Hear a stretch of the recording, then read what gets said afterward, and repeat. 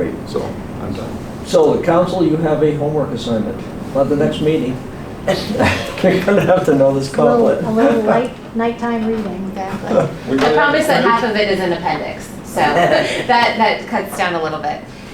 It's actually very interesting reading. There's a lot of history. There's some pictures and some really cool stuff in there that you wouldn't maybe expect to find, but great project and I think a good outcome.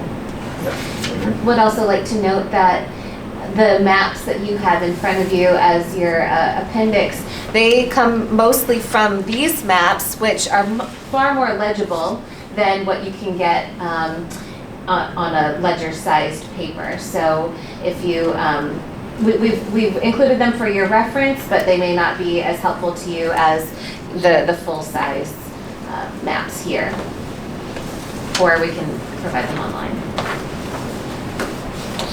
Any questions for Elaine? When's the quiz going to be? What's the next council meeting? We'll be discussing it in March at some point. But please jot down any notes, anything that stands out to you, anything that you feel as though needs to be added so that we can go and bring it into consideration, and please read it. It's important that you know what the work that went into this. How long does it take the state to review it?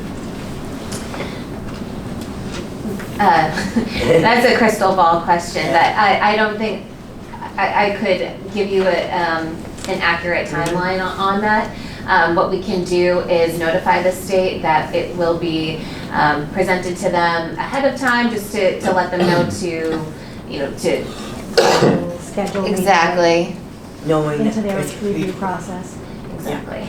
Good. And the state does not regulate the sequencing. If you would rather that it be submitted to the state prior to a vote, or you would rather that the vote happen prior to it being submitted to the state, it does not matter to the state, whatever sequence that we choose.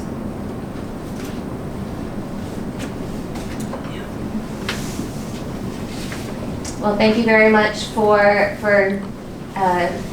what I hope is an enjoyable review of the document. As always, we are available for any questions or comments, and hope you enjoy it. We've had a wonderful experience with the town. Again, thank you so much to the committee and all town department staff.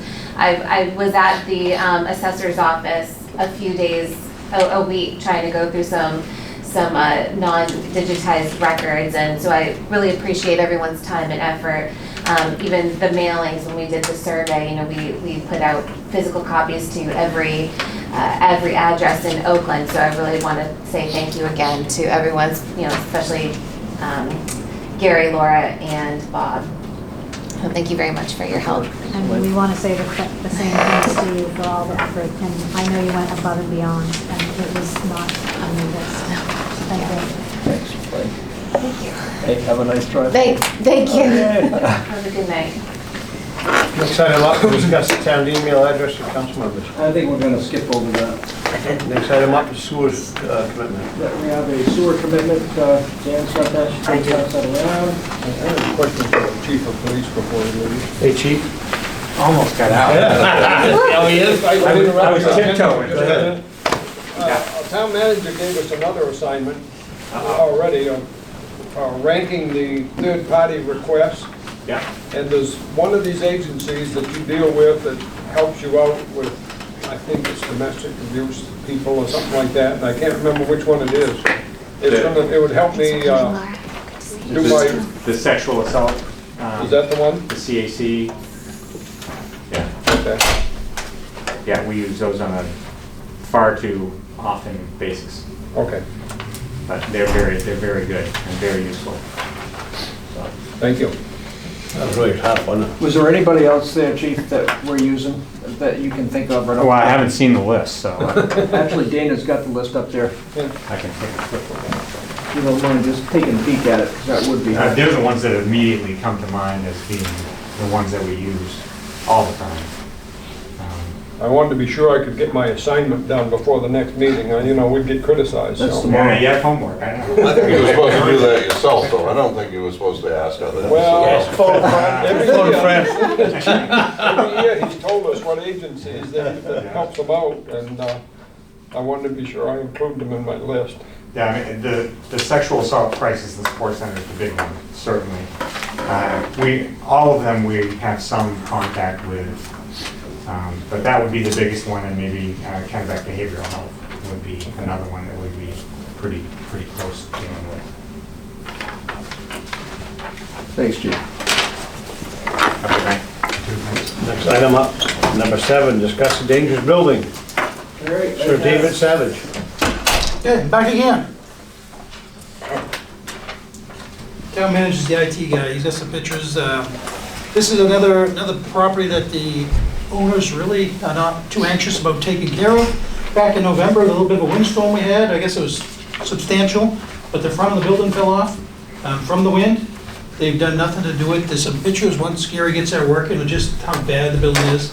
The floors are rotted, the sills are rotted. I was out there today, they've done nothing since November. Even boarding it up just to keep what they do have for property involved. Undercover, so to speak. Front's still wide open. The side door, you close it, the bottom of the wall is shake. They're not really attached to the rock foundation anymore.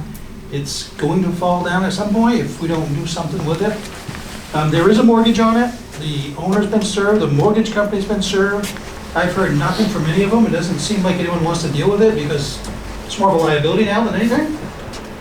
But the sheriff's department served both people. I got the service notices here. If you guys want to take a look at the letter indicating this meeting is here tonight to determine what we're going to do with this building, I got a copy here for you to read.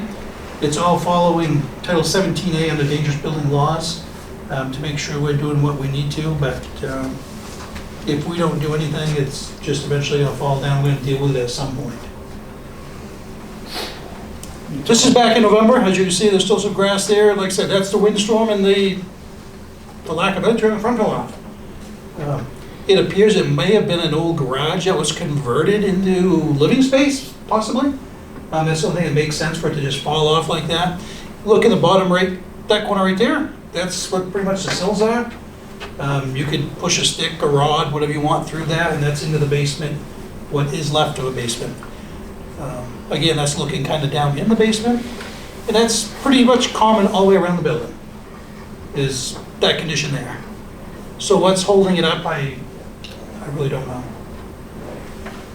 That's just where a vent pipe stops at the eave. It's obviously a problem, but it's not structural by any means. Just another copy of it. The stovepipe, as you can see, just barely goes above the roof. It's falling off the building. Gap in a stovepipe right here? That's a strap that goes around it, so that's somewhat right, and that is a wood stove that they were using before they left. That there, I'm not sure. I don't think that was the same. I got a scroll down. And there is some that I took today. I just want to take them today so you can see that they've chose to do nothing since this building fell apart. The fire department did respond. I talked to one of the people that were there. Some of the conversation they had out there was there's no cellar steps to get into. There's just an old wooden ladder they made because the steps actually rotted off several years ago. So the building itself is it's just rotted. It's no good. I've talked to the actual property owners. That's the door. If you look at the bottom corner about where the mouse is there, that's where if you close the door or shake it, it actually moves on top of the sill. There's nothing holding it there. And that's the side door. Again, this is out front looking down into the basement area. And that's the bottom of the wall. And that's the top of the wall where the ceiling is. Like I said, what's holding it up, I'm really not sure. And like I said, I have spoke to the people that own it. They said they're having trouble with the insurance. The insurance ain't doing much for them. Insurance really don't want to talk to us, but my experience with insurance, if you don't maintain your building, they usually don't cover it. And I think they're going to run into that problem with this building. I think the insurance, with their disclaimers, they're going to walk away from this and probably not pay anything. And again, that's my opinion. That is not from the insurance company. But I know people that have railings missing on steps or trim missing on the houses. The insurance tell them, fix it, we're going to cancel it. I mean, I've heard from many people about that. So I don't see an insurance taking care of this. And as you can see, as of the pictures today, they've done nothing to board it up to take care of it. They made no attempts. Yes, sir. We can assume that there are no inhabitants. Currently, there's not. When was the last time somebody actually, The night before the front fell off the building, that the town put them up for several days. And where they currently living now, they were served at an apartment building on Gray Street in Waterville is where the sheriff's department served the owners. So I don't know if they renting out there and just letting this go back, because there is a mortgage on it. And again, the mortgage company out of Florida, they've also been served and they're aware of this hearing tonight. do we know what the mortgage balance is? I tried to find that, it looks like it's somewhere in the area of $60,000. How big of a piece of property? I don't have that answer for you. So it's obviously not worth $60,000. No, I think this is one of them that the bank's going to eventually let it go. The dangerous building, I know the town's not done it a lot, we try not to for the obvious reasons. I don't expect them to deal with this like the last one that was here, they were pretty good about taking care of it. This one here, if we follow the law, if you guys decide it is a dangerous building, here's a timeline. We could get stuck paying to remove it. And then the standard procedure is putting a lien on it, so if it does sell, we collect 6 months or 6 years from now, we don't know. Do we have a sense of what it would cost to remove? I've seen them anywhere as cheap as $2,000, as high as $6,000. It's a smaller building, I don't think it'd be that bad. My thought on it is if the town ends up doing that is we get rid of it, clean out what's in the rock basement and get 2 or 3 loads of gravel, sand, fill, and get the hole filled in so it's at least a usable piece of property. So when they do foreclose on it and the town ends up probably owning it, we can at least get rid of it. So our biggest liability now is if something happens to somebody, then we are responsible because we didn't do anything. That is a possibility. And all of our ordinances and laws basically say that based on those conditions, we should do something. Correct. And that's why I'm here. And if you drive by it, you can't miss it. I'm sure all of you have driven by this big hole inside the house. Television's still there. And they've obviously given up on it because they moved out. They claim they're trying to get the insurance company to pay. The insurance company's not going to pay. I can't imagine. So they're going to have this wasted house, which they probably figure it's cheaper for them to just vacate it than to pay it off and let the town deal with it. I think that's a fair assessment. Yeah, we're making a recommendation to act on it. And this is part of the map. When were they served? Say that again. When were they served? The bank and homeowners were served January 16th. So the time limit's up. So this is a copy letter if you want to see what it that's- says. That's what they were served. It was notarized by Jan because that's what the dangerous building law says, and it clearly states today is the date if they want to come in and convince the board it's not a dangerous building. We're not sure how you would do that, but it's possible. Is it typical that the mortgage holder, lien holder, would not respond to this? Unfortunately, yes. They just don't, they're They just- wringing their hands out too. They don't want to be responsible for it either, so they're staying out of it. Right. These mortgage holders are huge. I mean, it could be someplace, where's this one located out of? Florida. Florida. $60,000, They got more money than the town of Oakland ever thought of having. unfortunately. It was actually a refinance deal. They probably made some money off me because it was like 10 years old, so they've got the interest over the last 10 years. So probably from their standpoint, they've actually made a little bit of money. And if they lose at this point, that's kind of like the business of banking. They just take the loss and move on. I'd make a motion that we declare it a, whatever the term is, Dangerous building. dangerous building. Second it. Motion's made, second, all in favor? Thank you, gentlemen. Thank you, Dave. Dana does have some paperwork there that he's making some notes on, where we're gonna record the registry of deeds. If you guys all could sign it, then it's gonna be notarized by, I'm sure Jane will notarize it for us. by 42 Smithfield Road. Almost up to East Pond Road on the left. Not far from being on my. Yeah, you can see the corner from the driveway. I think I need a blank one because I scribbled my notes on this You one. didn't. You had a raccoon. You won't miss it. I got a blank one to be signed. Well, that's got the last 4 or 5 pages right there, Dana, if you want to Okay, start 'cause I over. need a blank one to write my notes on. Yeah, that's fine. If you want to start tonight, you can, or when the meeting's over, however you want to do it. Because we will file out the registry of deeds, and we'll also send a copy to the owner and the bank for deeming it a dangerous building.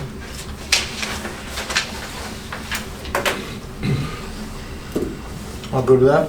Good with it. Thank While you. we're signing off, we'll move on to the next.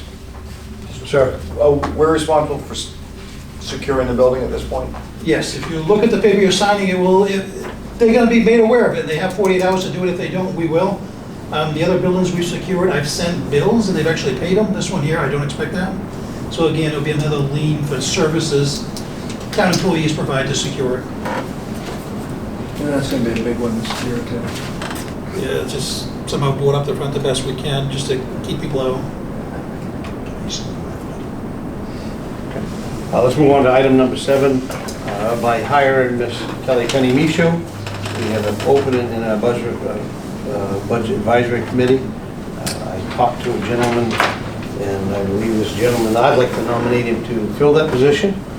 Just so, and Mr. Gene Rosenthal, I think Gene would do a good job. He's interested in the town, interested in helping out, and so that'd be my nomination. It would be Gene Rosenthal. And this would be for a period until the end of this year. Till the end of this year. For re-election. I'll second that motion. Motion's been made, second. All in favor? Thank you. Thank you, Gene. Thank you, voluntold. Yeah. Now, before you leave, David, I have a question. Yes. So I talked to you a little bit on the phone today, and I was notified that the gentleman on South Cage Road is operating a garage. Because a person called in, had a complaint, said that he was, operating a garage and took advantage of him, and so I'd like to know what the town expects we're gonna do. Or do we need help, or do